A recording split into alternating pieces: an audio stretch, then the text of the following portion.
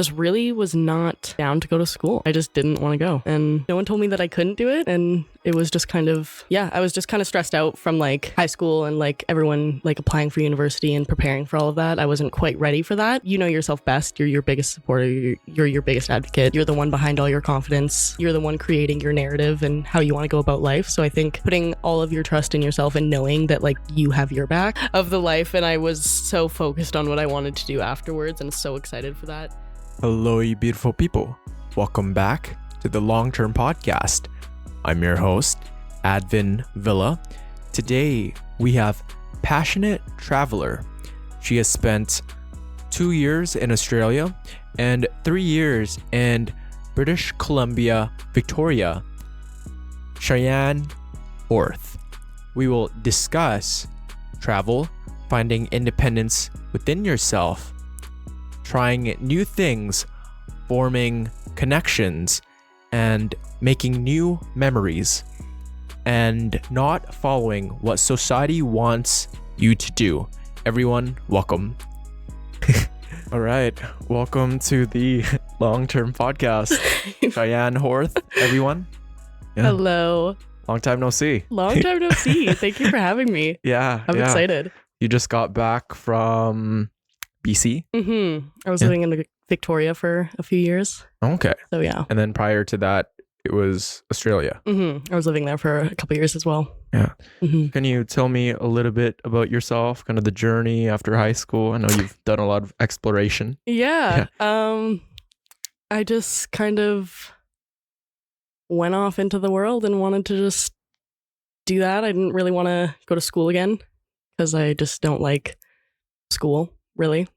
But like I liked school, the experience, the people were great, but I think the class was kind of annoying, so I didn't really want to do that.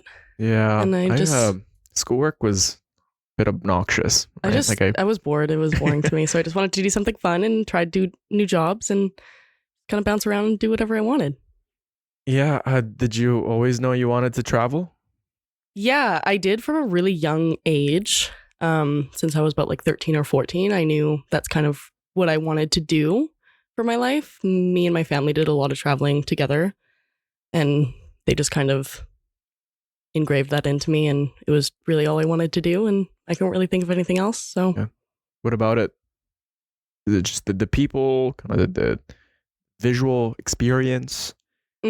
All of it. Just, people, the experience, the scenery of beautiful countries, and trying new things, and building new connections around the world. Which one's your favorite so far? For like scenery wise?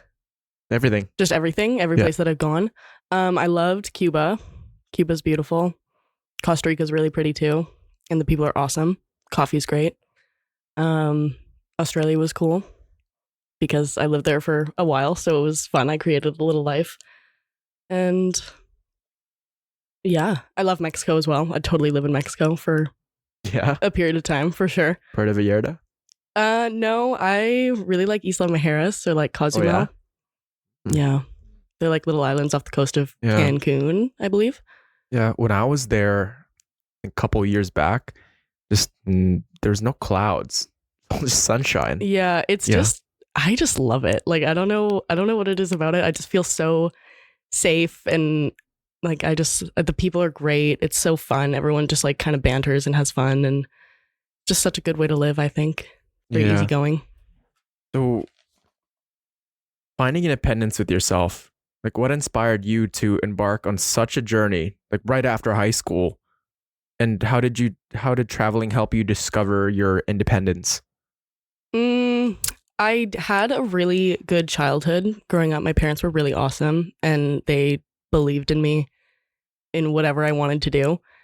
And no one told me that I couldn't do it. And it was just kind of, I was just kind of stressed out from like high school and like everyone like applying for university and preparing for all of that. I wasn't quite ready for that, I didn't think. And my parents were just like, you can do whatever you want. Like you can go get a visa somewhere, go travel, go live somewhere, go have some fun. And I just was never really told no, that I couldn't do it. So it was easy for me to kind of just be excited about it and have fun with it. which calmed a lot of the nerves too. I wasn't quite as nervous as I probably maybe should have been. I was like just really excited. That's healthy. I think it's healthy. Yeah. My parents were really great and super supportive with everything. Yeah. And they were just like, yeah, you can totally do that. And I was like, true. As like a 13-year-old, I was like, yeah, you're so right. And it just kind of worked out. But yeah. We should have more parents like that, because I often hear people in their degrees or people that are working at a job. And actually, I was at the gym. I met this guy, and he has told me the frustrations as to the backlash that he gets from making his own decisions, because his mother is always up on his ass about just what he wants to do doesn't align with what she wants to do. And definitely that really tarnishes a relationship, and that really hits a lot of the inner peace for someone, kind of their ambition, because life's only so short.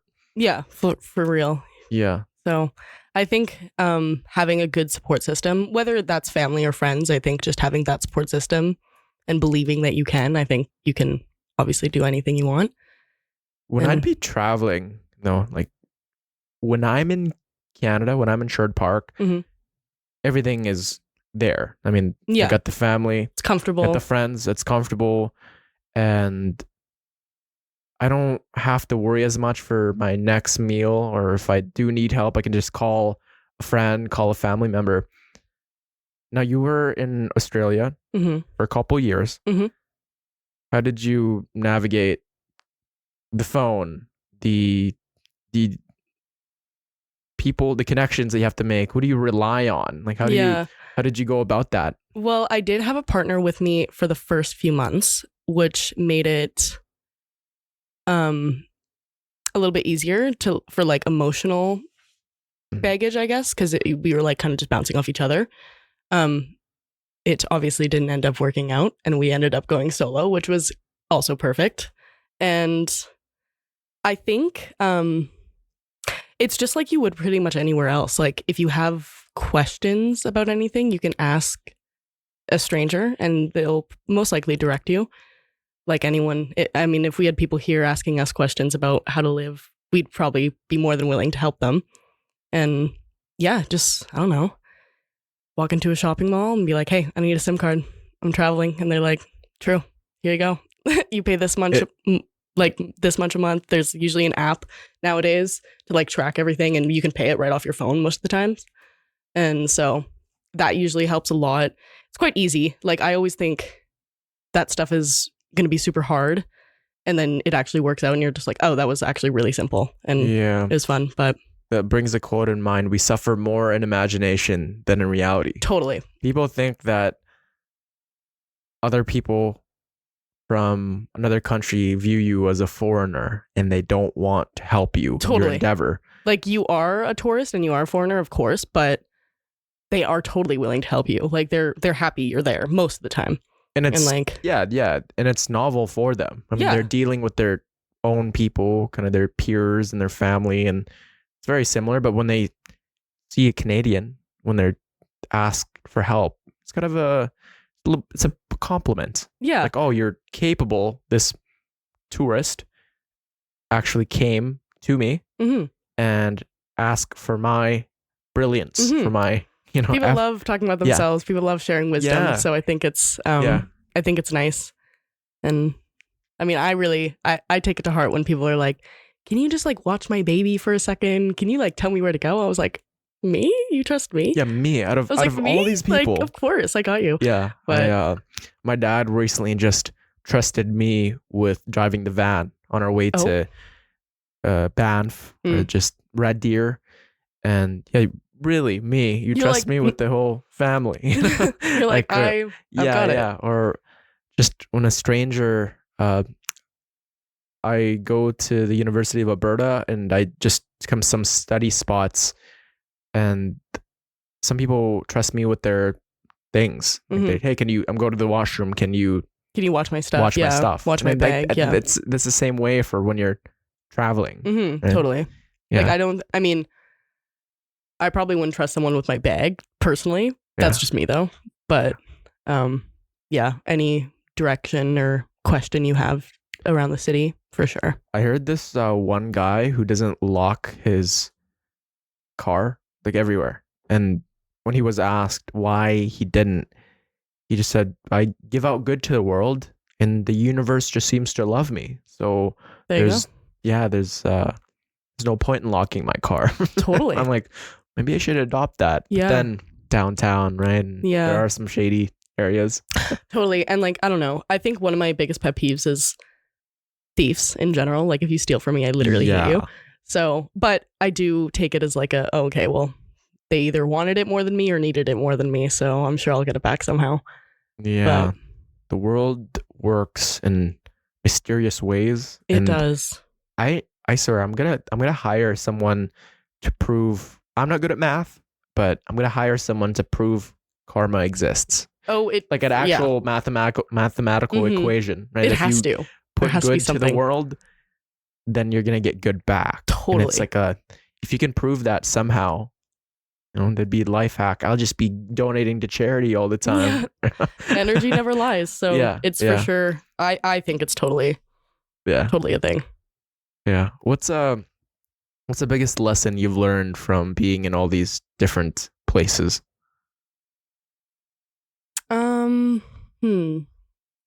I would just say just like really trusting yourself, I think is a big one. You learn quickly that you can trust yourself, and any decision that you are thinking about making for yourself, I think is the right one.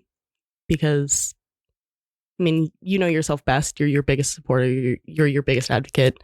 You're the one behind all your confidence. You're the one creating your narrative and how you want to go about life. So I think putting all of your trust in yourself and knowing that like you have your back is kind of the biggest lesson that I've learned for sure, was just like just being really nice to yourself and being able to trust yourself is a big one for me.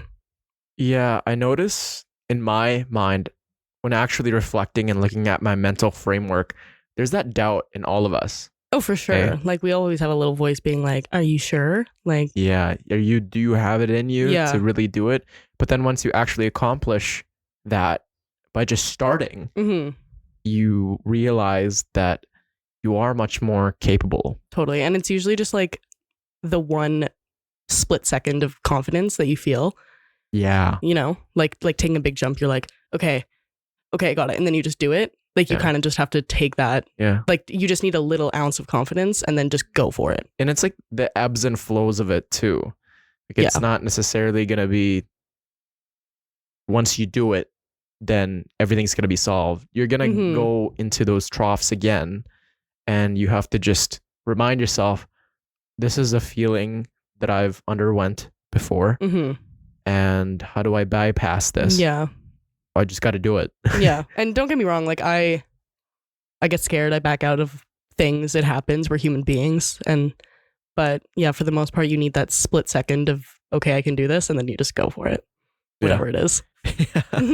I definitely, looking back, it's like if I didn't go for it, then I wouldn't be who I am today. Yeah. This podcast would not be a podcast. Yeah. I mean, we had talked about it. And like a lot of people, you're not alone when you're a bit anxious coming on and kind of nervous. But so am I actually. Yeah. You're like, I've done this 84 times and I'm scared.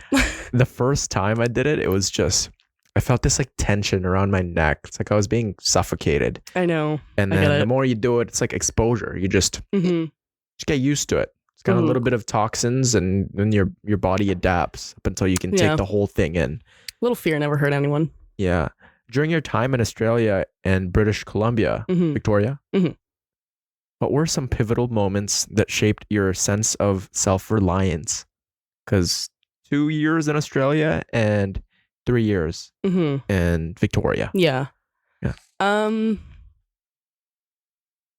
I can't really like think of like specific pivotal moments, but definitely just like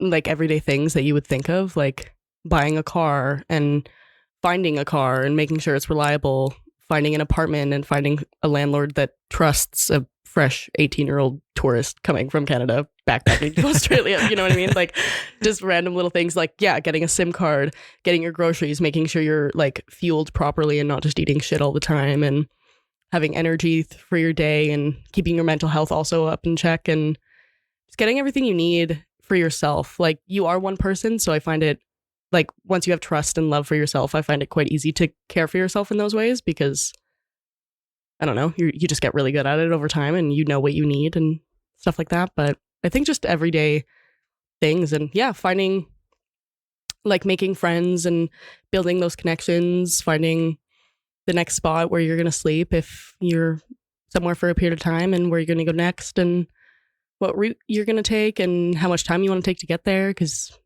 the best thing about it is like you can do whatever you want and like you can take as much time as you need or as little time as you need. And you can kind of just chill. Yeah, there's all these things, right? And they may be little, but then they certainly add up. It does add up. And you don't even think about those decisions in the moment. Like it's just like your life. Like you just kind of have to do it. And then you do it and you're like, oh, nice. I did that. Like I can do more now. And it's good. It's a boost of confidence for sure once you figure out that you can actually do it. Because, I guess moving anywhere is a little bit stressful. But and you've had to do it twice. And then in Victoria, I moved quite a few times, probably 3 or 4 times within the city. And that's just like as simple as packing your car and going for it. But and how does that work for your routines though? Do you feel that you get discombobulated every time you move? Because then you have to find out where the grocery store is at, and then you have to ensure where do you go to the gym if you wanted to do that, and if you are interested in certain hobbies. Yeah. You definitely, Victoria on its own isn't a huge city.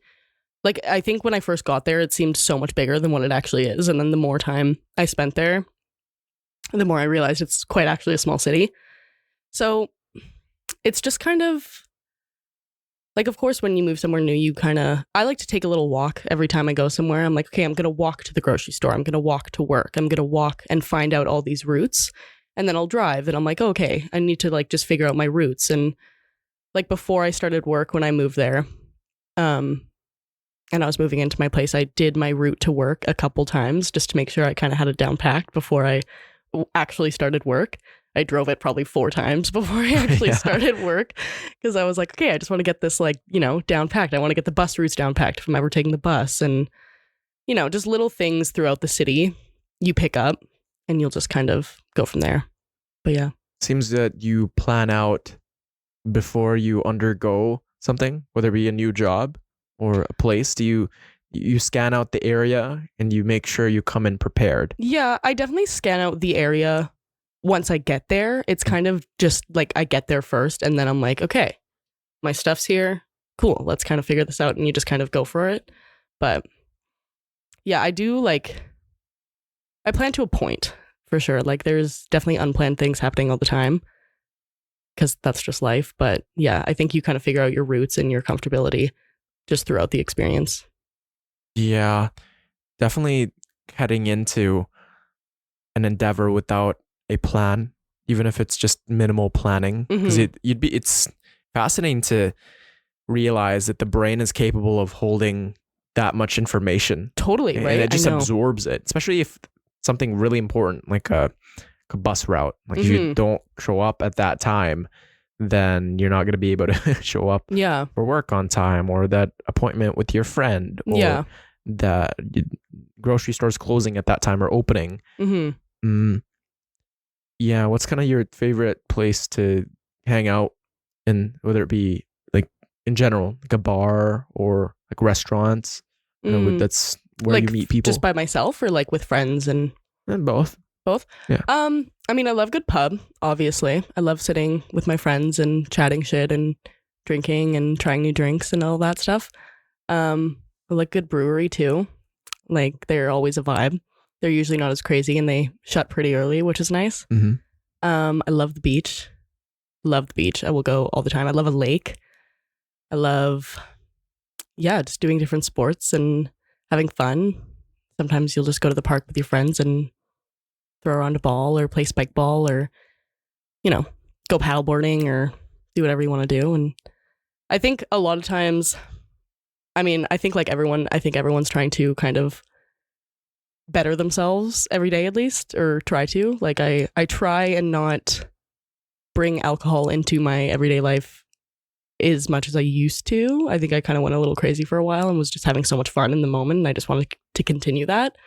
So I think cutting back and just doing more like physical activities is also really fun because it just, boosts serotonin, it gets you going, and it's exciting, and you're with your friends, and by the time you're into it and having fun, you don't even notice like you're not, doing a substance or drinking or doing whatever you're doing. Like you're just having fun. Yeah. I think having fun is just my biggest one. Like I just want to be having a good time. And most of the time, if I'm with my friends, I'm always having a good time because I love my friends and I love hanging out with them. And Yeah. even when I'm alone, I was just at an event last night for, it was like a combined birthday party. And yeah, just, I talked to my friend about just social connection. We go deep like that with certain people. You just have those conversations. And he made me come to a realization that I think the most important thing, at least for my life, because I don't know, a lot of people may not agree, is social connection, social capital. And you can be very wealthy and social capital, and really that's all you need to feel fulfilled. And you can have your food and water, kind of the basic necessities. And materialism, money doesn't really do it. But when somebody actually truly listens to you and like you feel heard, and like, it could just be BS too, but Yeah. you guys have that bond, and you can't quite quantify it. You can't quite, how much an hour of talking to Cheyenne gives me X amount of social capital. No, it's just like a feeling of fulfillment. It's like a feeling of like acceptance. Yeah. Well, it's such a pure form of love too. Like, I think love is like one of my favorite emotions. Like I have so much love for my friends and my loved ones around me. Like my dream is to just like have all my friends around me all the time. Like if I could just keep them in my pocket all the time, that'd be great. Cause I just want them around me all the time. And I think, like if you have all this love for all your loved ones, it's fulfilling just sitting beside them. Like you don't even need to be having a conversation all the time. Like just being in people's presence, I think is nice. And the most powerful force. Totally. It can end wars. It can end the mental friction that you have, the mental health issues. People without love dig themselves a very deep hole up until it's too late. People with love can undergo an insurmountable amount of pain and suffering. People will go to great lengths for their loved ones, for the love that they have for God, for just anything that they're passionate about. Yeah, truly. And it brings you so much fulfillment. Like, yes, it honestly is like so fulfilling if you just have so much love for people and everything around you. I think it's a good one to have and keep. Never let anyone dull that, I would say. Yeah. How would you define love? Oh, that's a hard one. I have no idea even. Just like probably just like, oh shoot. Just like pure genuine care. Like if you're willing to do anything for them and you're never like, of course, I don't know about you or anybody else, but I think at certain points you get a little irritated or annoyed with people sometimes, and obviously, and even if it is your loved ones or your friends, like there is maybe points where you're just like, oh shit, like seriously. But in the back of your mind, you're like, I love them so much and I know that they would reciprocate this to me if I needed it. So I'm going to do it so willingly. And like, it's just kind of, just a lot of care, a lot of genuine feelings. Yeah. That safety net of whatever goes wrong. If let's say traveling was taken away from you, something that's very close to your heart. Let's say the unimaginable happens and you lose the ability to walk and maybe you go blind. Who's there for you? who's willing to take care of you. And a lot of people say they don't want to be a burden, right? But I mean, we share that love. There's more love to go around, and certainly sacrifices are made. And I think that's when I think of love, that's what I have in mind. And I think for most of my life, I always feared that, that it was conditional, that, I'm only loved because I'm nice, I'm kind. Yeah. And as soon as I blow up and I show my true colors, Mm-hmm. that they'll see through me and then they'll not like me anymore. Mm-hmm. But then I realized when you actually have that unconditional love, like for me, I'm Christian. Like I feel that with God. I feel that with my family, Mm-hmm. that no matter what I do, the love will always be there. Mm-hmm. And sure, maybe you'd argue that, oh, what if you turn into a psychopath and you do all these things? Of course, justice is there, and the memories you've made and the things you've done will always be instilled in history. But people do change, but the love will always be there. Does that make sense? Yeah, totally. I think, I mean, if you truly, genuinely love someone or have had love for somebody, that never really dies. Like, yeah. Because, like, there's definitely people in my life where I have loved wholeheartedly. And even now that we're not in each other's lives, whoever that may be, there's still so much love. And I would still probably drop a lot of things to help them if they needed it. Because I love them and I wasn't just pulling that out of my ass. Like, of course, I was serious. So I think I'd carry that either way. You can also love from afar. Of course, yeah. Like maybe that person is unhealthy. Mm-hmm. And just, I heard from this neuroscientist that the best and worst things for us are people. Like you can elicit makes sense. Such fascinating, such powerful emotions, and they're wonderful and they keep you going. You could also elicit very destructive, very annihilating emotions. But it's viewing that and seeing that person and actually looking at it at a holistic point of view, and what is this person going through, and actually being there for them and not just giving up with the slightest bit of pain. Totally. I think, that is good also to a point, but I think you definitely have to have your best interest at heart, really, at the end of the day. It doesn't matter how far the love goes. Like, if you feel like there's just certain points where, like, things aren't your job and, like, you don't have to do any of these things, really, to like, paint yourself as a good person. You don't have to do anything for anybody if you feel like you don't want to. Doesn't mean you're a bad person, doesn't mean you don't necessarily even still love them, because I feel like there's people out there that do take advantage of people for sure. And as much as you are a good person or so thought you were a good person, and the amount of times like that happens to you, it is like, probably light dimming a little bit. Like you're probably like, oh, well, because I've been hurt this many times, I'm going to be this horrible person now. But I think just like keeping to yourself and not letting anyone dim that is good. But not being a people pleaser and letting people walk on you, I think, is also a good thing. Well, Donald Miller has this idea of the villain and the hero. They both have the same backstory. They're both of pain, but the hero uses it and goes, I'm not going to let other people experience what I went through. And the villain goes, the world hurt me. I'm going to hurt it back. Yeah. And the way I see it too is it's just, you got to surround yourself with people that align with your values.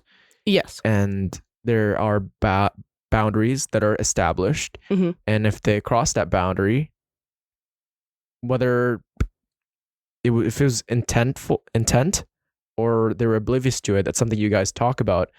And if it's about compassion, maybe they're not being as compassionate to you, and understanding, maybe they're lying to you, authenticity, you have to, or gratitude, maybe they're just not thankful, and that's affecting your inner peace. Totally. Then you're by no means obligated to put yourself through that terror, because there are other people that rely on you, And if you let that person subjugate you to terror and light dimming, then the love that you have, that you're capable of giving to others, will be diminished. Mm-hmm.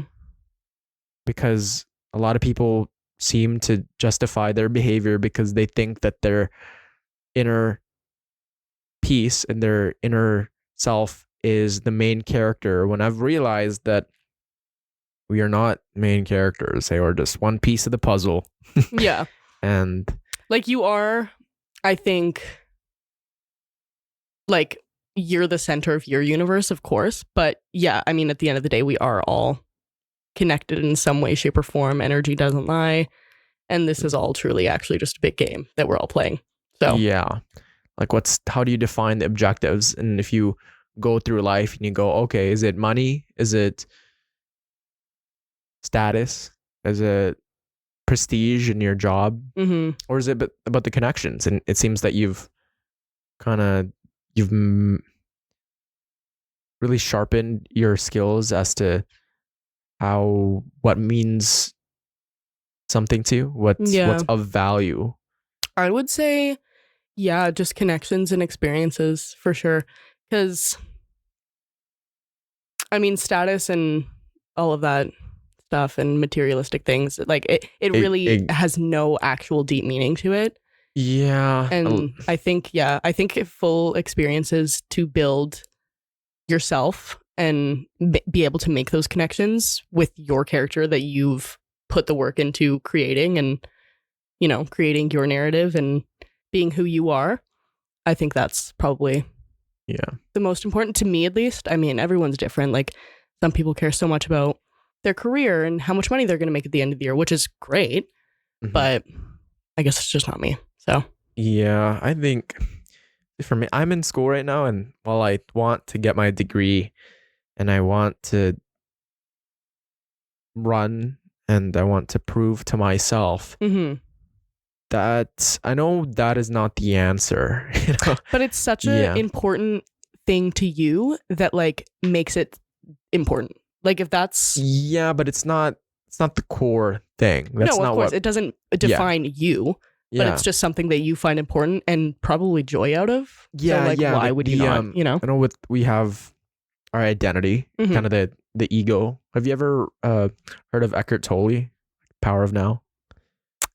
Yeah, a little bit. Like, the Power of Now. He emphasizes that the now is all we've got, and kind of the mental chains of the prison that we build in our minds are that of ego. Like, what is, who am I? Okay, I'm a person that likes to run, and I'm a person that likes to conversate and speak intellectual topics. But then as soon as that's removed from you, then who are you? And then he emphasizes this idea of just being. Like, you're just the reason we suffer is because we have this narrative of, oh, I'm this person and I'm that person. But then as soon as it's taken away and you feel that cognitive dissonance, you go, oh, wow, that's not me anymore. That's taken away from me. Yeah. Yeah. I think just like, building that character with those experiences and your frame of mind and every phase we go through, whatever it is, like, I mean, yeah, like, you do lots of things. Everyone does lots of things. Everyone pursues lots of things. That's all cool and fun. But I think, like, deep down, really rooted, like, if you're happy with yourself, then I'm sure other people will be more than happy with it too. Yeah, you never had to use the notes, eh? I know. It's all locked in the memory. It's all locked in now. I think it's okay. I think I was way too nervous for what it actually was. No, you're, I'm sure talking to people from different countries has really exposed you to just conversation. So yeah, I don't think it ever gets easier. Just in my head, I'm just anxious sometimes, but for me too. Yeah. Like, I have this lingering thought of, why should people listen to you? Yeah, you're always going to freak out a little bit before you do something. Like, just everybody has that. Have a little moment and I'll be okay at the end. Yeah. So how has your solo travel experience changed the way you approach challenges and decision making in your everyday life?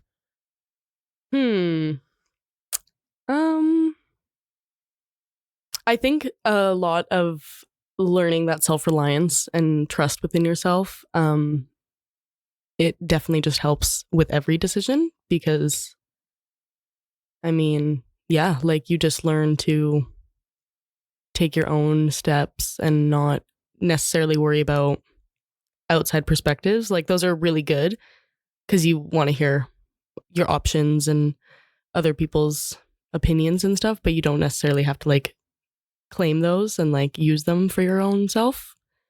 I think, yeah, learning a lot of the self-reliance and just being able to trust myself helped me a lot making my own decisions. What does that mean when you say trust yourself? Just like, I don't know. I feel like I'm a big energy person. So I think just like feeling things and like your initial gut feeling to it is honestly the most of what I go off of. Like if I feel like I want to do something or I should do something, whatever the reasoning is behind it, or even if there's no reason behind it, I'll probably just end up doing it because I just feel like that's the decision that I need to make. And yeah, it just kind of really just like allowing yourself to take control of that situation.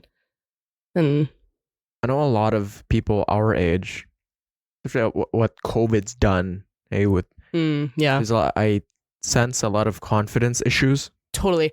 I think COVID was a big one when it came to confidence issues. Not necessarily self-confidence issues, but just like, yeah, confident in your decision making. Because like COVID sucked for so many people, and I feel so like my experience was a little bit different. I had actually quite a good time. I'm not gonna lie. During all of COVID, I was kind of fine.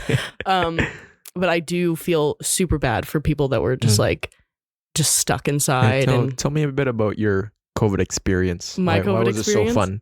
Yeah. Well, I was kind of stuck in Australia, so it just kind of, I was like, oh, this is terrible. Like, what am I gonna do now other than have fun and do whatever I want? I don't know. But like, I just I heard you guys didn't have a quarantine in Australia. We did for a little bit, but at that point, it was because they shut their borders pretty quickly, and they advised all backpackers to go home. Me being a little bit stubborn, I was like, no, actually, I'm going to stay here and have some fun because I paid for my visa. I paid for my plane ticket. I spent a lot of money getting there. I worked my entire life getting there. I was like, no, I'm staying. I was like, sorry, guys. Like, I'm staying here. And my mom, I was at a campground in the car where we were living at the time. And my mom calls me and she's like, the world's shutting down. And I was like, I thought it was a meme. I thought this was a joke on Instagram. Like, I really didn't take it seriously for the first little bit because I was like, whatever, it's gonna last like a couple months, like everyone's freaking out for no reason.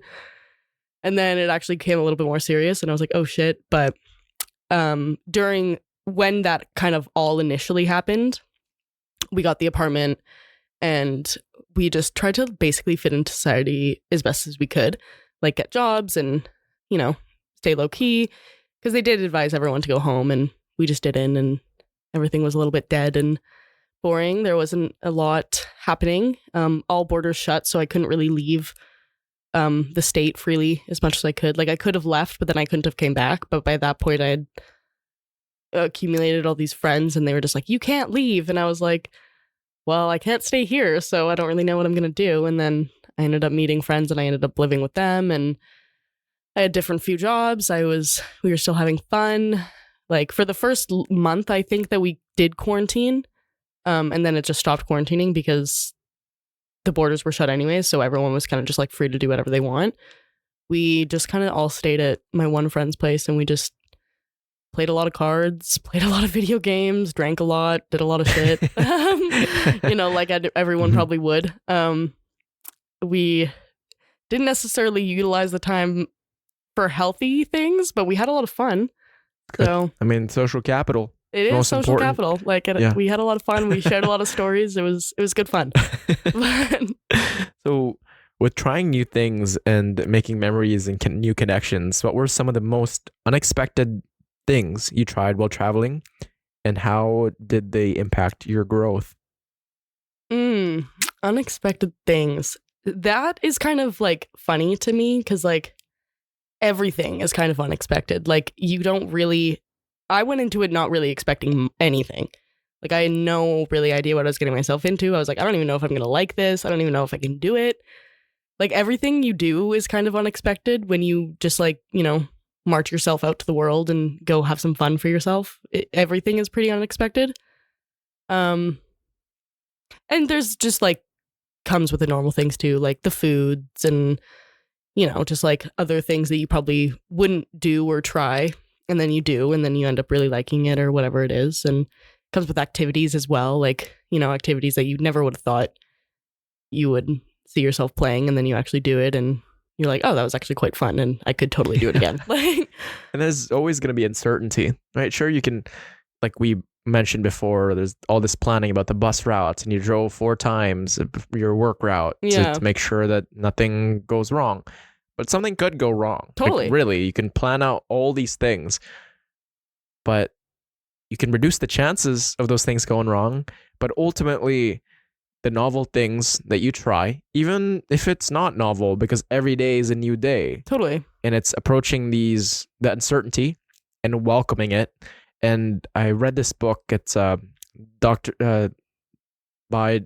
Alice Apple, and it's called The Stress Prescription. And just she argues that we are a very stressed society, all throughout the world. Just kind of this work hustle, and what people detest is uncertainty. A lot of people think, oh, like I don't know what's gonna happen. I could go for the job interview. I don't know if they like me. I could go to that event. What if I get hated on? Yeah. I could screw up. I could fuck up. But then you could say that for anything. But then it's welcoming that uncertainty. Totally. And she emphasizes in the book of being comfortable being uncomfortable, expecting the unexpected. Totally. You have to. Yeah. Like it just gets to a point where you just don't have a choice anymore. Like you have to just allow it to happen. And it all really also depends on how you learn how to deal with those situations. Because, you could completely freak out and quit everything and run home and never do anything again. Or you could just like take it as a lesson and being like, okay, how am I going to get through this? How am I going to trust myself to do this?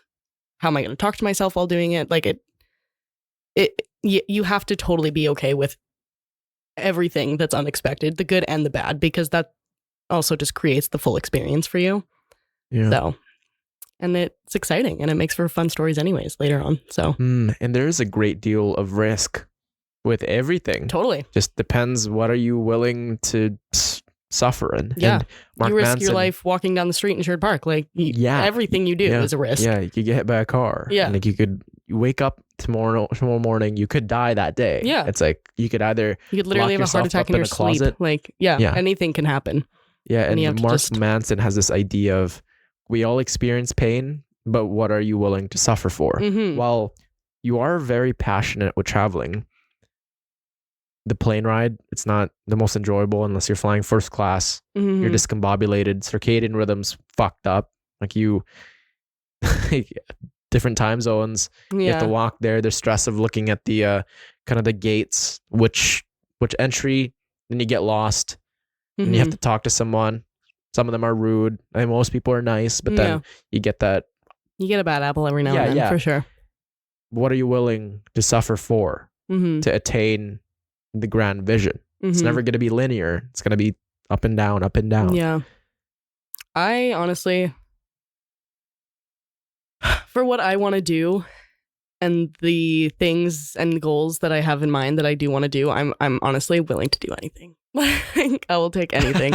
Like I'll sell my firstborn child. No. But I will be completely uncomfortable in situations that I have. I've been quite uncomfortable in many situations where did I like it? No. But did it end? Yes. And I was okay at the end of it. And it's always worth it. I think it always is worth it at the end of the day.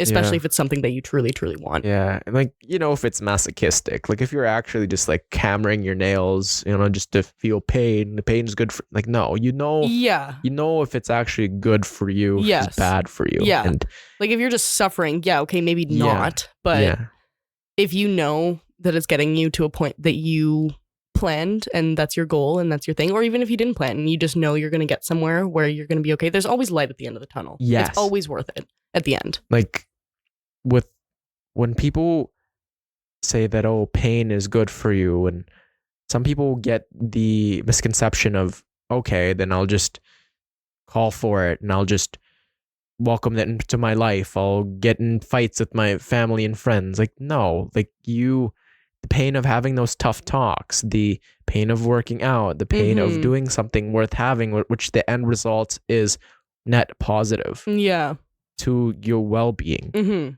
Totally. And how did you go about building meaningful connections with people from different cultures and backgrounds during your travels?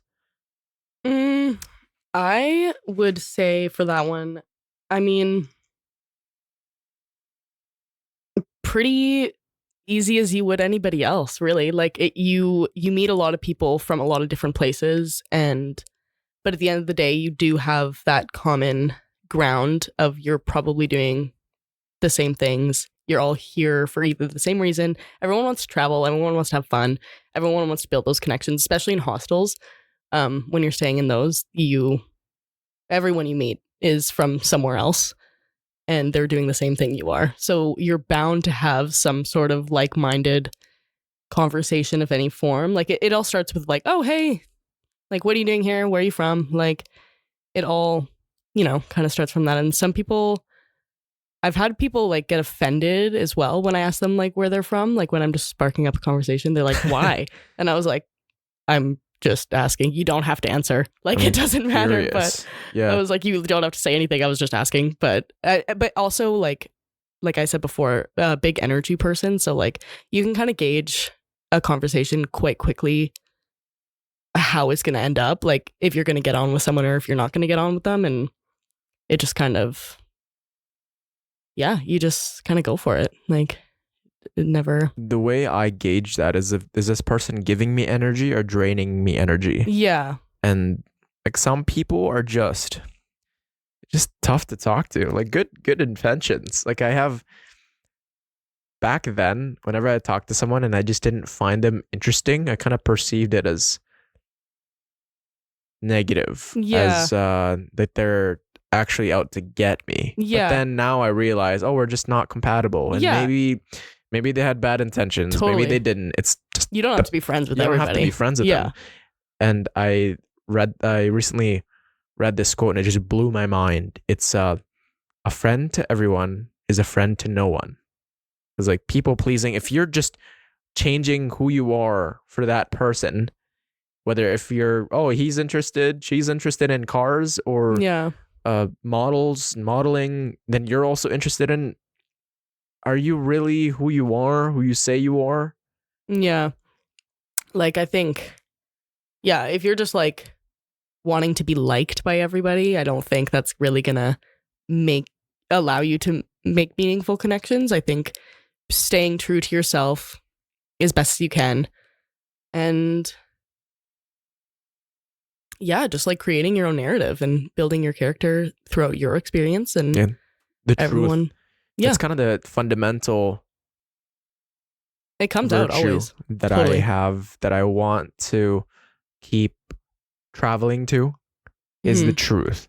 What is truthful to me, and whether that means I need to have this person in my life, and it's like casting votes as to who I want to be tomorrow or within the next hour. And this idea comes to mind of what would future me want present me to do? Yeah. And like, okay, making that decision, would I be proud of myself for making that decision or talking to that person, or would I just regret that? Yeah. Because we often have those epiphanies where I shouldn't have done that. Yeah. And you kind of have that lingering feeling of, that wasn't good for me. That's just, that went against what I value, what I stand for. Totally. I get it. So looking back, what are the most memorable experiences or friendships you gained during those years, and how have they influenced your perspective on life? I was excited for this one because I have a cute little story. Probably the main thing for me, because when I got to Australia, it took me a little bit to get comfortable and have the confidence to go make friends. For a long time, I was just like, oh no, like, I was nervous. I was young. I was 18. Like, I was a little scared all the time. And then there was this like girls event happening, and I went to it, and I showed up a little bit late, and I was like, okay, I'm just gonna kind of ease into it. Like, I thought it was a pretty like free for all kind of flowing event, and then it was like quite like by skill level separation. So I was like, okay, cool. So I went to where my skill set was at, and I seen this one girl, and she just looked like she was having so much fun. Like, she just looked like she was smiling, she was jumping, she was talking Got to it everyone. figured out. She just looked like she was having a good time, and she had the confidence like I've never seen anyone have before. And I was just like, one, I'm inspired. Two, you look like a good time, and I want to be your friend. So I said in my head, I was like, okay, I'm gonna have a chance to speak to her. I'm gonna give her a compliment or ask her a question, spark a conversation, whatever, however I do, and I'm gonna make this girl my friend. And it's gonna happen because she just looked like she was having so much fun. And I was like, I want to have fun. I want to do that. And then she did the hard work for me. She came up to me and was like, she started the conversation, and I was just like, oh yeah, okay, cool. And then she was like, oh, you're not from here. Like, where are you from? And then the conversation started rolling and everything started happening. And she's like, oh my God, I'm so glad you met me. And then next thing I knew, I was at her house meeting her parents, and she came over to mine after, and we had some drinks. And then a couple months later, I lived with her for like her and her family for like 4 months. And she's still one of my nearest, dearest friends to this day that I talk to all the time. And she was a big stepping stone for a lot of people there for me, because the second I met her, she was like, you have to meet this person, you have to meet this person, like, you're gonna love them, they're gonna love you, this is so exciting. Like, she was so excited about everything, which made me so excited about everything. And yeah, it was that her initial like glow and confidence, just that she was completely relieving. I was like, that's cool, I want to do that, and I want to be your friend. That's And amazing. yeah, it just kind of That's happened. magnificent. There's this idea of emotional contagion where you ever have someone look for their phone or their keys, Mm-hmm. and they're just they look perplexed, and they're It's all discombobulated, flustered, and you're flustered too, Yeah. and you're like, Then you're like, "Oh, "Okay, what's what's going on?" The same way when you see someone having a grand time, Mm-hmm. where they're illuminating Totally. something, and you can't figure out what it is. Are they just, we're seeing the same thing. Yeah.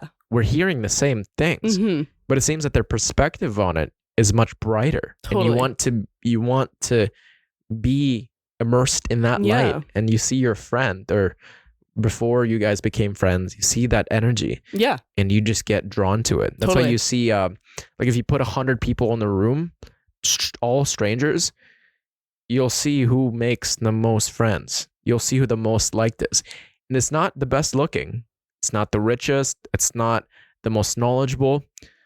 It's the vibe creator. It's Yeah. the person that can construct the vibe so Mhm. good that there's a dance floor, even though there's no music and no dance floor, and everybody gets along because this person just lassos everyone. Mm-hmm. You walk into a Without room trying. and claim it. Like, Yeah. it's yours. Yeah. It is your vibe in your room. And yeah, that's the other thing is like, we talked a little bit about like concerts and stuff. I love live music. I love going to gigs. I love going to concerts and seeing people. And at first I was like, oh, like, I'm a little self-conscious. Like, I don't want to do this stuff. But seeing everyone just having such a good time, it totally is like, yeah, you just want to feed off that energy and just embody them as well. Soul enriching. Soul Yeah. enriching. It really is soul enriching. Yeah. It's fun. It's exciting, and it's a good feeling. It's What's been fulfilling. your favorite concert / live music so far? I my favorite concert so far. I went to a band. They're called Ocean Alley a while ago. They're a really cool, like, surfy rock band. They're dope. You should look them up. But I seen them in Vancouver. They were a vibe for sure. I would absolutely spend money to go to them again. I seen the Black Pumas. They were freaking unreal as well. Such a vibe creation. Like they completely controlled that crowd and it was awesome. And then there was also this local band in Victoria that I went to usually every Thursday. I was there and I just loved them. Not only was the band members themselves awesome, their music was great. Like they just worked together and you could tell like they were a cover band. Like it was nothing, they didn't do any original stuff, but they had like twists and flares that they would they were just great. And it was always a vibe every time, even on a Thursday night when like bars aren't usually that busy and things aren't really bumping. It was just fun. Like the vibe was just there and they just ended at midnight or 1:00 and you'd go home or continue the vibe somewhere else. And it was just a good time all the time. Yeah. And they made the songs theirs. And Totally. maybe it wasn't their songs necessarily, but they made it their own. And they constructed that vibe for everyone to feel welcomed and immersed. Yeah, it was hard to not dance. Like you literally couldn't because they were just that good. Yeah, like it wasn't even. It's not even conscious. You're like, your I'm not body sitting just moves down. in itself. I need to get up there. Like, get up there. Get in the front. Like, move over. So you don't follow what society wants you to do, Cheyenne. Can you tell me just how did you make the decision to pursue travel instead of following a more traditional path after high school? And what challenges did you face? I had tons of support. Going back to that, I had lots of support. I don't know. I just really was not down to go to school. I just didn't want to go. And I had really no idea what I wanted to do. So it was kind of easy for me to just pick something that was quite broad and I could kind of do anything because I didn't know what I liked and what I wanted to do yet. I still had to kind of create a personality a little bit and figure out what I did want to do. And sorry, what was the second part of that question? What challenges did you face?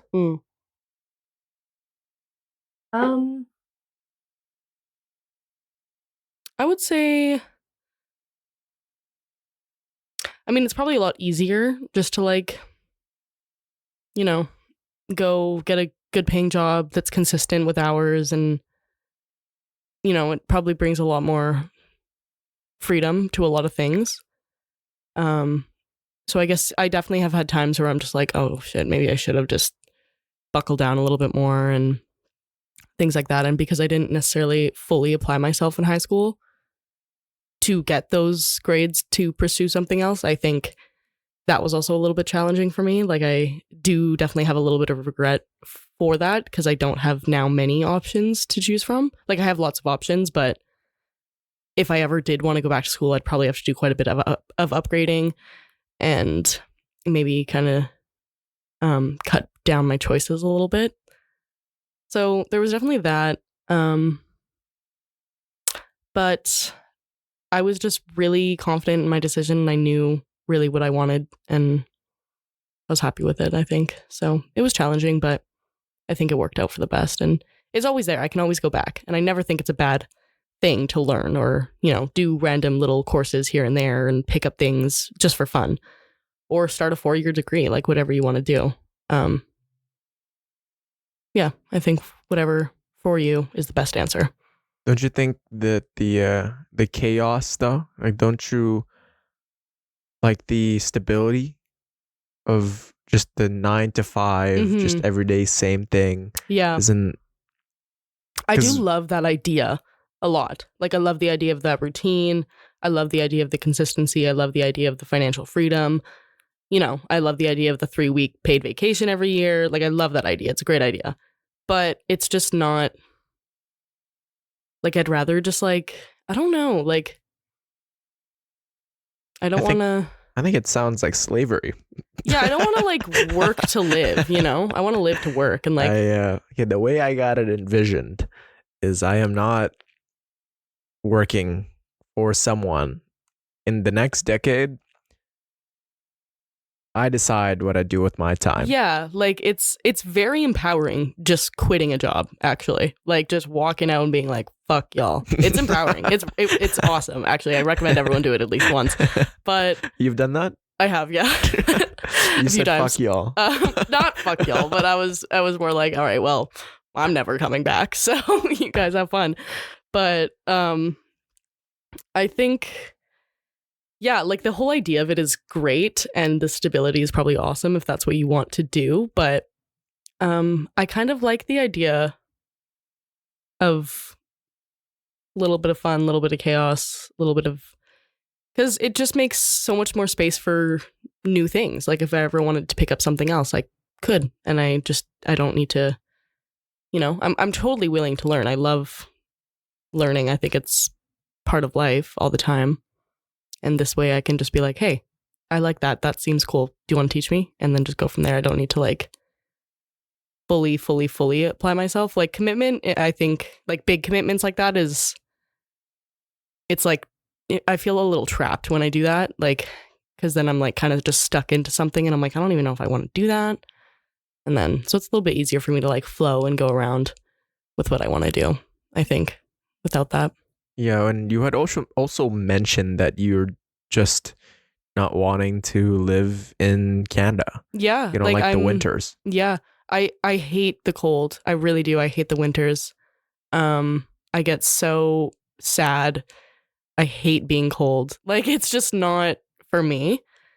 Don't get me wrong. Canada's a great country. We're very lucky to be here. We're very lucky to have the opportunities we have. That's not going unrecognized at all. It's just, I think I'm meant to just kind of go to different places and kind of just experience them for what they are. Like go live here for a few years, go live here for a few years, go there for a few years.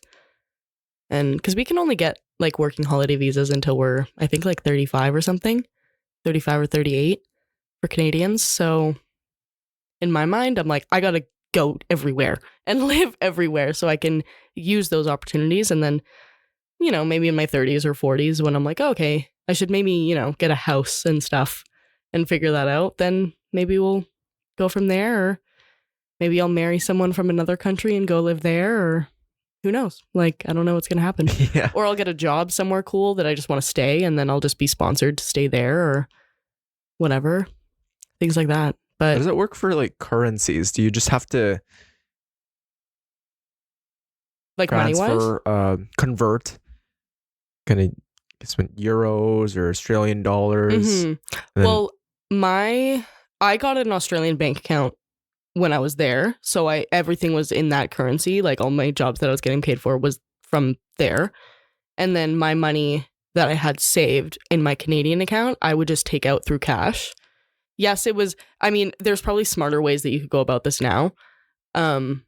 But I was young and I didn't know what else to do. So I was like, I'm just going to take out a couple $100s of cash every time and then we'll go from there. And then I'll either put it back into my Australian account or I'll just use the cash. And yeah, and every job that I was paid for from Australia went into the Australian account. So you just kind of create that. And like, if you have any questions, quick Google search and you'll figure it out for sure. Yeah, no, Google's a big It's a big one. It helps me a lot in moments. Yeah. When I get really anxious about certain things, I just Google it, and usually 100 people have experienced the same thing. You can no find matter the how same thing. niche it is. Yeah. It's like, why does my toe hurt after doing this exercise? And then there you have it. Or why does my boss feel this way about this type of person in this field of work in this country? Like, it's like, oh, it's on Reddit. Yeah. You're like, oh, wait. Like, people have experienced this before? Yeah. Yeah, most feelings are not uncommon. I think we just feel like they're uncommon because we're like, what the heck is this? But yeah, most people understand a lot of things. That's what I journaled about today, actually. That I had just gotten home last night at like 12 a.m. And I decided to watch a movie. Great movie, Captain Falcon. Actually, I mentioned it to you. It's a great movie. But I just felt this like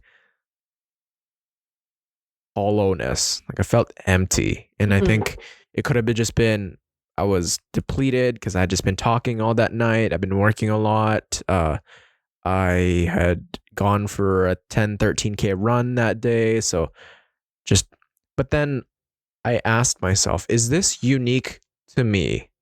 Is this feeling of having this void around my heart, does it make me special? Yeah. And like, no, it's actually not that special. I'll It's sleep it actually off. very normal. Yeah, I woke up, felt not the best, but then I talked to my family members and I did my morning routine of sunlights and green tea. Felt kind of just the breath of fresh air. Getting And outside, then, I think, is a huge back. one. And what I've realized is the bliss that you experience, whether it be you're with your lover because you guys are in the honeymoon stage, you just won an award, you step foot in this amazing view after hiking for so long with your friends, you see that, and it's all it feels so unique to you, but it's somebody's feeling that right now, kind of the suffering that you feel, the pain, the misery, the atrocities that you experience. They do not make you special. No. And that's liberating. Because you're not alone. Nope. Yeah. Nope, never alone. Very insignificant. No, I'm kidding. You are significant. Everyone's significant in their own way, but at the end of the day, yes, we are quite small. And everyone, but I think that's the fun part too. It's comforting because like, yeah, you're not alone. And you have all these people that have probably felt the same things. Yeah. But I find that so liberating. Yeah, I don't know, dude. I find it too. It helps with my anxiety a lot because I'm like, oh wait, no, people actually don't care that much. Yeah. Nice. Thank God. Because they did. Few people actually have genuine enemies. Like somebody who's actually wanting to slash your tires. Like it's just too much work. Yeah. There's definitely like people in my life that I have encountered that I strongly dislike for sure. But I'm not going to grudge that. Like, I'm not going to be like, do I think about it every day? Do I lose sleep over it? No. Like, it's just kind of, sometimes if I'm really mad, but no. I think it just, I mean, like, you kind of just let it flow off your back. Like, it doesn't affect you. And those feelings can be there and they can be valid, but you don't have to like do anything about it, you know? Yeah. Like, would I speak about it or do anything about it? No, probably not, because it's not that big of a deal, but I do have those feelings towards it. So. Yeah, I find that somebody has actually done a great deal of wrong to me. I get reminded sometimes, but it's not like I'll go out of my way to see their ruins, to see them destroyed. You guys had a bad altercation, maybe a little bit of bullying, some harassment, got a physical altercation, but it's not like you're being oppressed, like truly oppressed. Like, you're okay at the end of the day. Yeah. And they're probably okay too. Yeah. Like, and at the end of the day, like both of you are probably good people, good intentions. In your own ways, for sure. In your own ways, yeah. Maybe some ways that person from your perspective, they are evil. They're out to get you. But probably similar. If you guys talked it out, that if that even is worth it, then you guys could come to a consensus. That's truly what you wanted, but sometimes it's just a lost cause. Yeah, sometimes you just don't have to do anything and it's okay. Yeah. Like, you can still have those feelings towards it, but who cares really at the end of the day? Have you ever felt pressured by societal expectations, and how do you stay true to your own desires and goals during your journey? I did feel pressure. It was very surface level pressure. Like, I didn't allow it to consume me, and it didn't really for long either, because I was so young when I decided what I really wanted. It was just like always in the back of my head. It was always talking to me. It was always coming up in my life. It's all I talked about. A lot of my friends probably thought I was super annoying and wouldn't shut up about it, because that's all I would think about. It's all I wanted. So when I did get the slight pressure from society and stuff like that. It was just very surface level, and I thought about it for a couple minutes, and then I was just like, well, that could be fun, but not for me. Like, I just kind of always kept to what I knew I wanted, because I knew I would regret it more if I changed my mind to give in to those pressures and didn't stay true to myself and what I wanted to do. I would probably be way more upset with myself and probably would never forgive myself for not just doing what I wanted to do. And it was mostly just like what was around me, because it was, I think, grade 11 or 12 when school started becoming a big topic, and, you know, people started really kind of buckling down. And yeah, what are you gonna do after what high school are you going to apply That's like for? the most common question. I didn't like that too. Yeah. And like, what school are you going to apply for? And I'm like, It should have been I'm like failing social right now. I have Yeah. no idea. Like, yeah. I don't even know how to use a laptop. I Yeah. have no clue. Like, Like, so the question should have been, what do you truly want to do? yeah. It's just And like that's it can go two ways. It's like, what do you want to do? Like, for a job to make money and pay my bills, or what I want to do? Like, how do you pay your bills versus how do you do your life? Like, there's what do two you different things. value in life? Yeah. What makes you Two very different questions. Are you running towards something or away from something? Mhm. Like there's no one trajectory that is right for all minds and all people. Mhm. And society seems to think that, oh, you have a stable job and you go to your 9 to 5, that's going to make you fulfilled. Yeah. No, you just got to find out for yourself by self-reflection, by doing the thing that you have wanted to do, Yeah. by experiences. Mm-hmm. And research shows that people that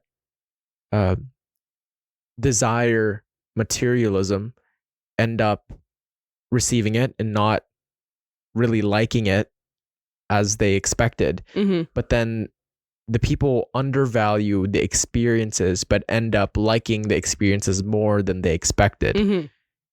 And yeah, the experiences are what truly matters. 'Cause Totally. that is how life works. I mean, the Mhm. progress is 99% of everything. Yeah. I mean, there's only that 1% of that degree, whether you get that paper, that diploma. And if you, with traveling even, Mm-hmm. majority of it is just getting to the 1%. But then what's 99% of it? It's hiking up that steep hill. It's making sure you have the necessary credentials when you are applying for that job in that new country or that new place. Mm-hmm. And if you don't enjoy any of that and you just go, oh yeah, I just want to live in BC. And then once you actually live in BC and you didn't enjoy the process to get there, you're setting yourself up for failure. Mm-hmm. Yeah. And yeah, there's all these things that really discombobulate us, and we think we want something, but we don't actually want it. We just like the idea Mm-hmm. of Totally. it. Totally. Yeah. That's a big one too. And I think we all fall victim to that at one point or another. Like, we all, I think, want to, some people want to really paint themselves as something, and they don't actually stay true to themselves or do whatever. And honestly, like, I don't know. I think, yeah, just really just sticking to what you want to do is the biggest thing. Like, there's no right or wrong answer. Just really doing what you want to do. You don't have to give into any pressure. You don't have to give into any expectations. You don't have to do any of that. You don't have to do anything. Actually, you don't even have to do what you want to do.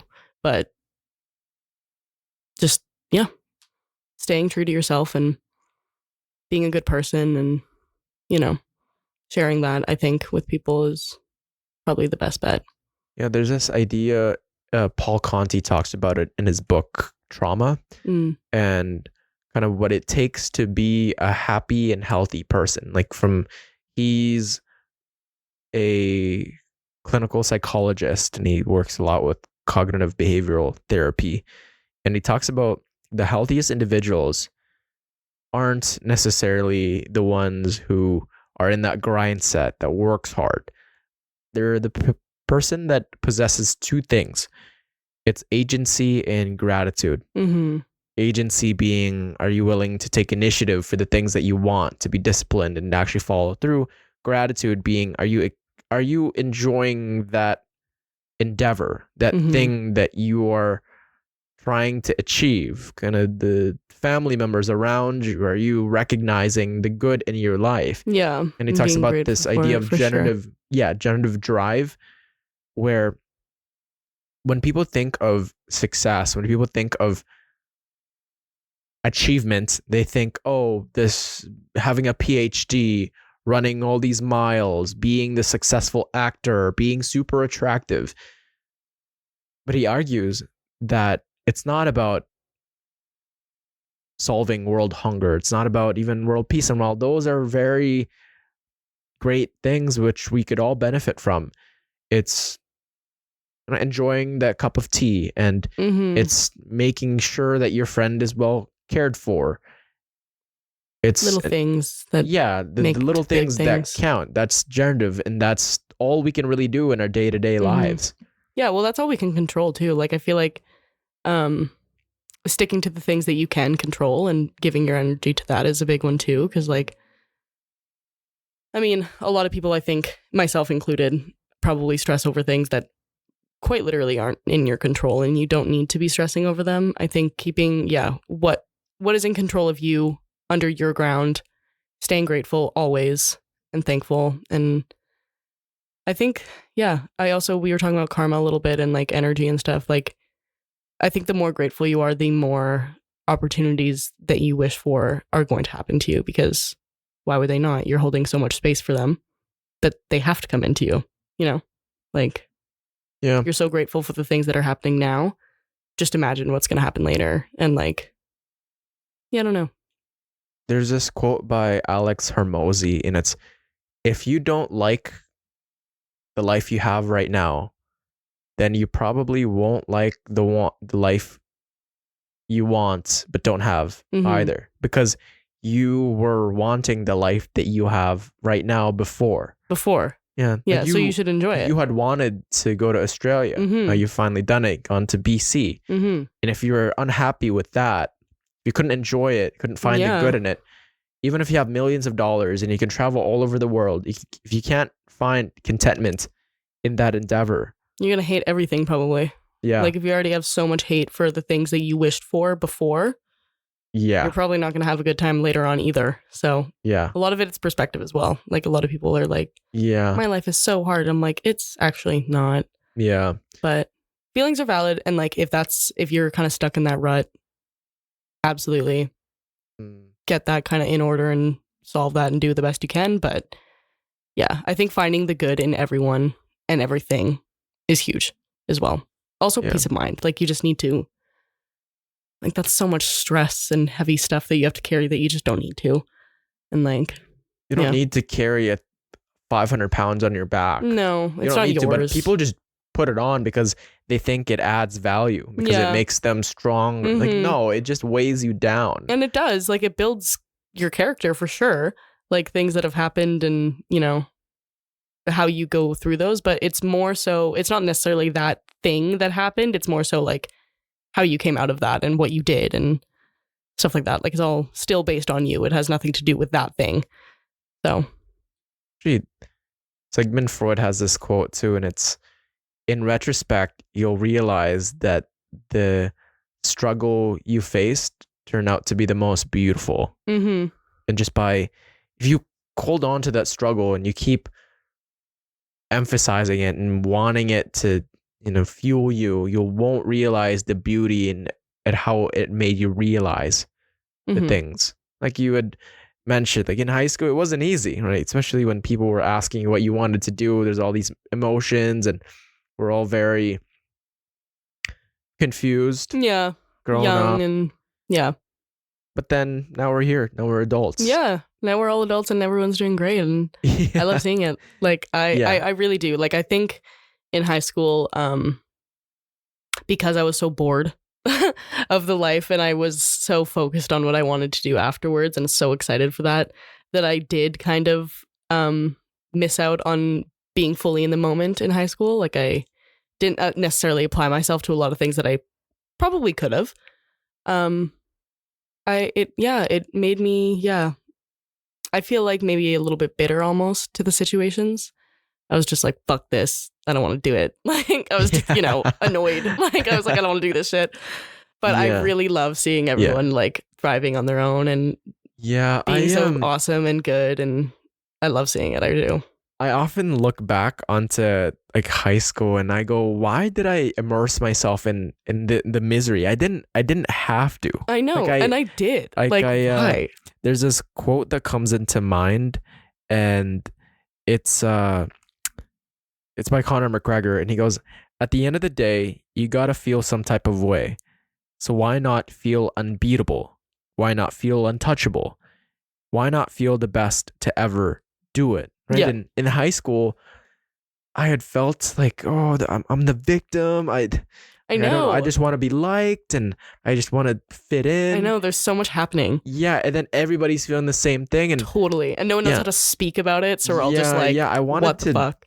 Why didn't I just enjoy it? Like I was privileged. I was there. Like I didn't. Was so lucky. We had a beautiful school with so many options. Like, girl, pick something to do. Like, you don't have to just hate your life all the time. No, exactly. Like, it's okay. I remember going to school and just like being in the halls and really primitive. Yeah. Like we're all worried about the next vape in the bathroom. Like no one's actually concerned of having a good time and enjoying everyone's like company. The party. Like, nobody actually enjoyed those parties. It was just feeling like they're a part of something, feeling cool. Something. But then it's it's a bottomless pit, because then what if you don't get invited to the next party? Then you're socially screwed. Yeah. Like you're literally a nobody. Like who cares? And then now you realize that some people are still in that race. Some people still feel that way, when even adults in the 30s and 40s, 50s, 60s that I've worked with have that mindset. And I'm like, I thought this was like a high school thing. We're over this rat race, right? Yeah, like I feel like this isn't a thing. It never ends. I know. And that's the scary part. That's why I don't want to get into it. Yeah. And sometimes you can try so hard. Sure, we talk about surrounding yourself with good people and just catering to the people of value and not being affected by what society dictates. But we are programmed to want to be liked by other people and kind of to absorb a lot of people's energies. And I do get affected sometimes. Don't get me wrong. Oh yeah. It's so like transferable. Like you feel so much, and like I feel like you can pick up things pretty quickly in the first few minutes of a conversation, I think. And especially and you're the center of your world. You matter so much that like if you feel a certain type of way, don't do it or do it. Like you are under no obligation to follow what everyone else is doing. None. And just because a million people do it doesn't make it right. Just because a million people are insane doesn't make them normal. Yeah.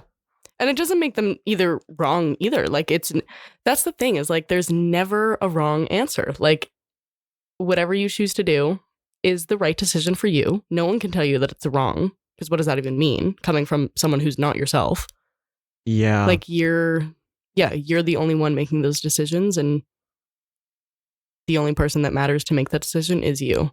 Yeah. And this quote comes to mind of, at which point does an oak tree become perfect, right? And which point of the growth is it imperfect or perfect? Like I was just on a run yesterday and I was looking at all these plants, and nobody ever looks at nature and goes, wow, that is really imperfect. That is really right. Like you got all these trees with their different shapes and their different little grooves, and just they're all competing for sunlight, and they're green, and they're got their animals on them. But you never look at even animals and you go, wow, that is a very imperfect animal. But then that's such an imperfect animal. But then human beings do it all the time. Totally. Like we look to ourselves. I know. We look in the mirror and we go, wow, that is my eyes. They're not as blue. They're not as pretty. They're not, my face structure. They're not as like, sure, we can be healthier and we can all do all these things, but you're living. Like, you're not imperfect or perfect. You just are. You just are. And Yeah. that is great. Whatever Yeah. you are, how Yeah. you choose to show up is perfect in its own way. Yeah. And I think That's the Yeah. truth. that's the truth. And that's the fun. Yeah. Because you can do whatever you want. What advice would you give to others who feel stuck in following what society dictates, but want to break free and forge their own path? Hmm. I would say, I mean, stuck really is only a feeling, and it is just so, like, it kind of depends on how you go about it. Like, you can feel stuck and do nothing about it and continue to feel stuck. Not necessarily saying that you are stuck, because that is your choice that you've made. But if that's how you feel, that's how you feel. And you can either choose to do something about it, or you can take that feeling of being stuck as like your stepping stone to do something bigger. Like, sometimes you need to take a couple steps back to do your next thing. Like, you don't always have to constantly be moving forward, doing the next thing. Like, it's okay to chill out a little bit and be in that stuck feeling. Sometimes it's nice. Sometimes you need a little bit of break from life and you need to slow down a little bit and really evaluate what you've done and what you want to do, and then go from there. And I think, yeah, all with perspective. Like, if you feel stuck and it's a bad thing and you're like, well, this is just going to be my life forever now and I'm going to do nothing about it. Well, that's kind of on you. Like, then do nothing about it and continue feeling stuck. Congrats. Like, I don't really know what else to tell you. But if you're like changing your perspective of like, this is just a stepping stone, I'm going to take this time to get to know myself a little bit more, because you're changing every day, obviously, and growing, and using it as your next redirection to whatever you want to do. Like, it's sometimes like, yeah, if you do feel stuck, just kind of take it in perspective, like whatever you choose to do. Because if you feel stuck just because you're envious or you wish or you regret something that you would have done, but you are pretty content and happy with where your life is, then that's probably just a little, moment of feeling stuck. But if you truly feel like you are a part of something bigger, or you need to go do something else and you feel it in your heart and it doesn't go away, you kind of, you just got to do it sometimes. Like, Yeah, the exit leads to an entrance. totally. Like, it's totally okay to redirect at any point in your life. And it's okay to take those stepping stones. It's okay to relax a little bit. It's okay to take a few steps back before you go forward. It's okay to do all of that. And it's never too late to start anything. And yeah, and also taking inspiration from so many other people. Like, you can, if you have questions, just ask. Like, just spark a conversation with someone that you maybe have never talked to or haven't talked to for a while, and just ask. And then maybe sometimes light will come out and you can create a direction together, or something happens. Like, it all just starts with your initial motive to it and how you want to look at it, Yeah. I think. Most of humanity is good. Otherwise, we would be wiped out. I mean, exactly. we all help each other. And Yeah. this is the best era to live in. Mhm. 100 years ago, there wasn't the internet. No. You couldn't just DM someone. You Mm-mm. couldn't, if you had traveled to Australia, you'd have to write letters Mhm. to be able to communicate with them. Yeah. And I think there's all this talk about social media being bad, but you can DM someone. If they don't reply to you, yeah, they don't want to talk to you, but that's the beauty in it. Like, that's Yeah. how I see what you're doing, Yeah. what you're up to, and that's how you know what I'm doing. Mhm. And kind of reveling and viewing that as something positive and something that is of value, and that's a connection, and never burning bridges. That's ultimately how we get to put life on easy mode. Totally. Yeah, that's the other thing is like it can be as simple and easy as you want it to be. You can take everything how you want to take it. Take it as a stepping stone, take it as a lesson, redirection, whatever you choose to do. Or just take it as you doing what you're doing and do nothing about it. I don't know. You kind of, it's the scary thing, but it's also the best thing is that you are fully in charge of it. But it's also the scary thing because you're like, oh shit, I'm fully in charge of it. Like, I get to decide. Now what do I do? Like, yeah. I'm a full-fledged adult now. Yeah. And no one is gonna save me. No, they're definitely not. And yeah, advice from your family. I think having a good support system, whether it's family or friends, you can always go back to them and ask them questions, but it's all on you. You gotta do it. Have some fun. But yeah, thank you. Thank you for coming on the long-term podcast. Thank you for having me. I'm glad to be here. Yeah, no, it's I'm excited to see which countries you'll travel in next. And me too. Yeah, it's great. It's great to see you actually follow what you want to do. Because I feel a lot of people are terrified. Yeah. It can be a little scary for sure. Yeah. But as always, to everyone listening and watching, there is a place for you in this chaotic world. Never lose hope, strengthen your faith, and keep it long term. Peace. Cheyenne Horth. Everyone. Bye.